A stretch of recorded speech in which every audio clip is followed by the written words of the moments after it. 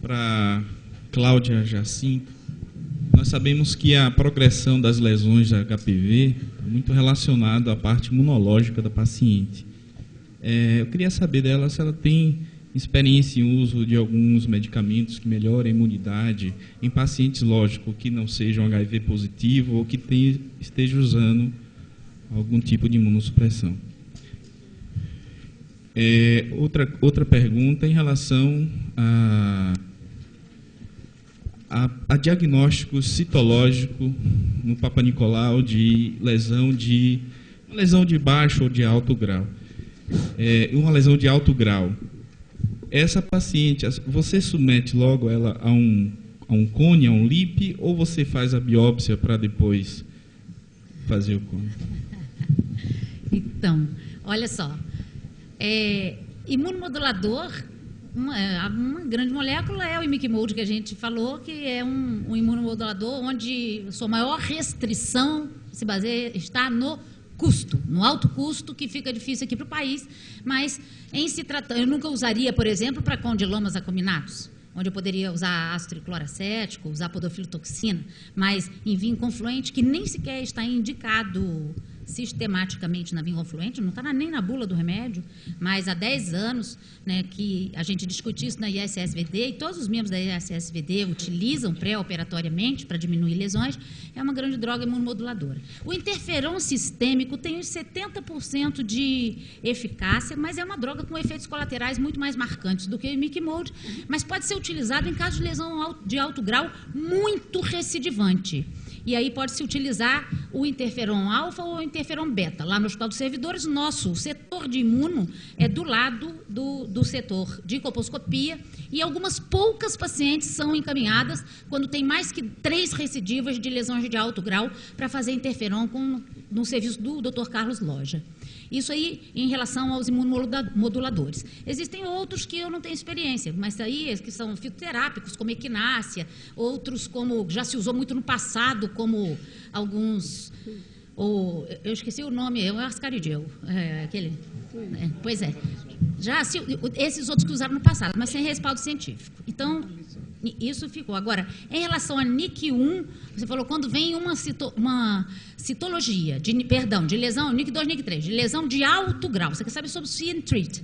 Isso aí, eu ri porque eu falei, caramba, isso aí é uma aula. O see and treat, eu não sou contra nem a favor, porque eu acho que depende da geografia. O Brasil é um país de 2 ou 3 realidades, depende do colposcopista e do citologista. See and treat é para ser feito em 2 extremos. Se eu estou no meu consultório com uma citologia da professora Cristina Mendonça Costa, que é uma fera em citopatologia, professora lá da UFRJ, se ela me diz que tem a antiga NIC3, quer dizer, lesão de alto grau para avaliar, aquele velho carcinomicito, se eu me deparo com um mosaico áspero, irregular, um pontilhado grosseiro, por que não um see and treat? Eu posso muito bem fazer, estou correta. Se fizer a biópsia intermediária, também não estou errada, não, se eu for um bom colposcopista dirigindo bem a minha biópsia.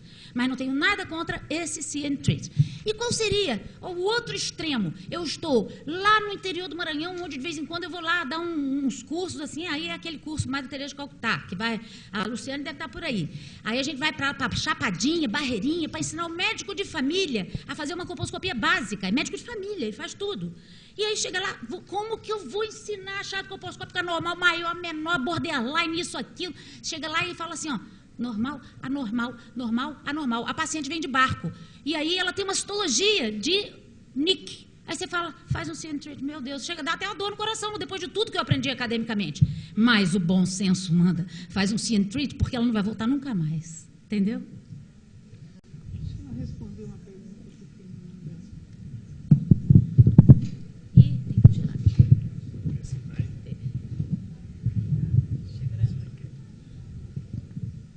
Qual o tempo de segmento aceitável para o tratamento de lesão de baixo grau, quando escolhido for o LIP? O que eles mandam observar é durante 24 meses, durante 2 anos, observar, continuar com a conduta expectante durante 2 anos. Depois disso, se por acaso persistir, aí cai naquele quadro que eu mostrei para vocês. Vai depender dos fatores epidemiológicos associados à paciente, ao bom senso do ginecologista. Mas o período de 2 meses.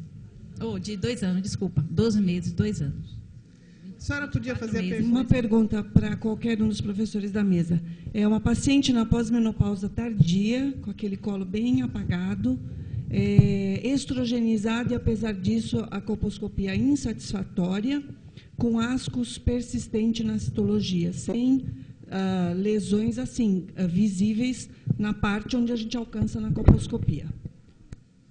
Ascos persistente, pós-menopausa tardia.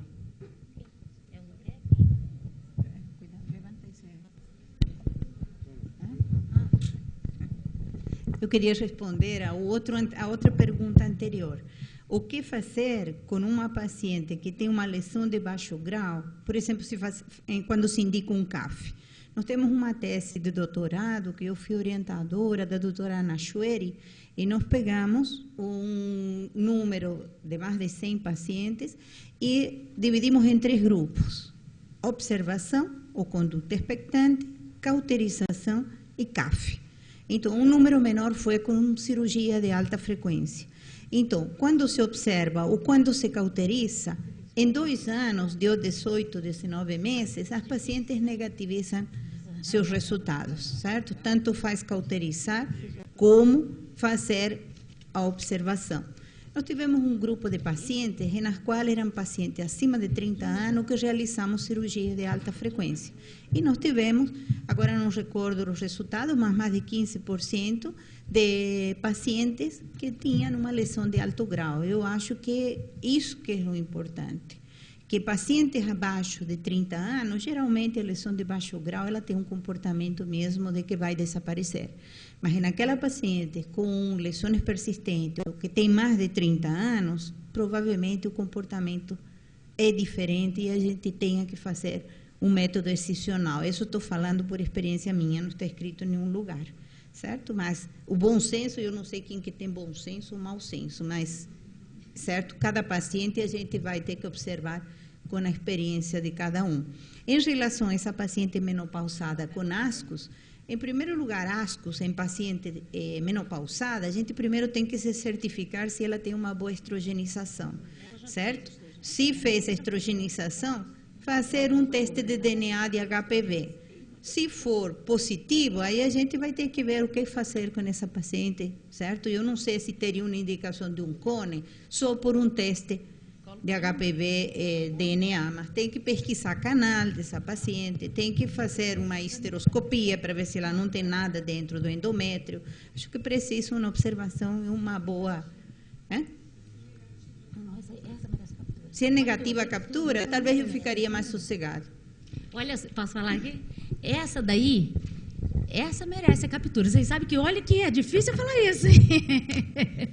Mas essa, você quer ver onde para mim, maior indicação de captura híbrida é na AGC, na célula de significado determinado, células glandulares, pacientes acima de 30 anos, abaixo de 30 anos, nunca em ninguém. E nessas pacientes, paciente na pós-menopausa, colo plano, você já estrogenizou para valer, aí é estrogenizar para valer, porque a maior causa de ASCRAI na pós-menopausa é a falta do estrogênio. Você já estrogenizou para valer e continua, e você está com o colo plano, você está com impossibilidade de conizar. Então, você pode tentar ver se você entra com a alça quadrada para fazer um cilindro em centro cirúrgico. Se você acha que mesmo assim você não vai conseguir, essa aí, antes disso, vale a pena uma captura. Se ela estiver positiva para vírus de alto risco, você vai ser agressiva antes, ao invés de fazer um próximo controle. Nessa cabe, eu digo, captura ela tem o seu lugar. Agora, por exemplo, nas lesões intraepiteliais de baixo grau, está contraindicado fazer a captura de híbridos.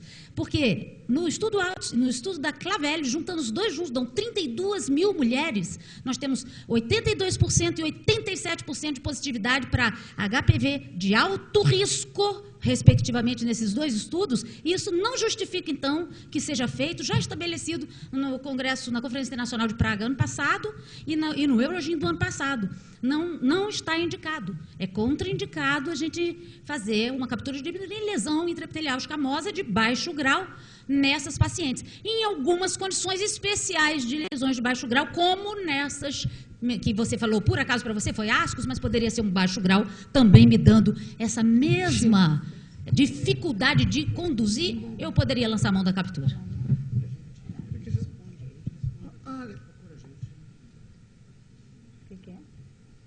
É o seguinte, eu pedia para parar com as perguntas, porque nós temos 3 perguntas ainda aqui na mesa. Essa aqui é rápida, ó. Tem essa E aqui. já são 4h10, senão vocês vão perder o intervalo.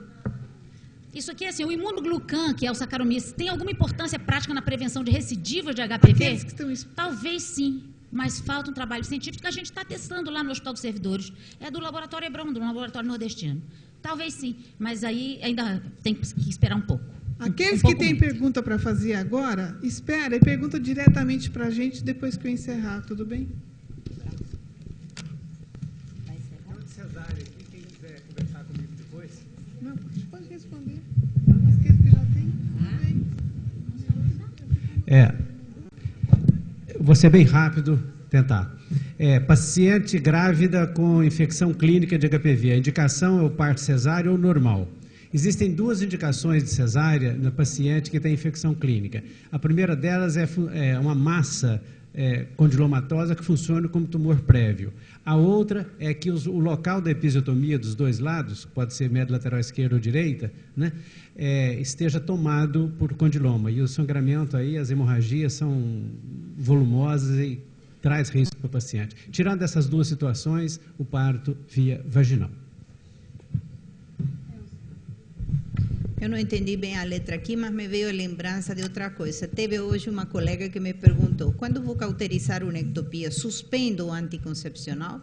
Eu não suspendo, certo? Porque essa paciente já tem essa ectopia antiga. Suspende o anticoncepcional, a paciente fica boa do colo, mas engravida, né?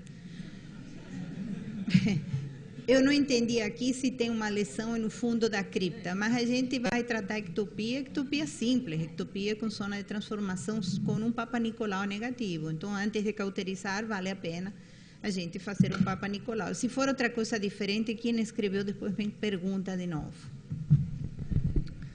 Então, eu peço desculpas por ter que encerrar a sessão. O colega que está no fim faz a pergunta direto, por favor. E eu agradeço a presença de todos e muito obrigada.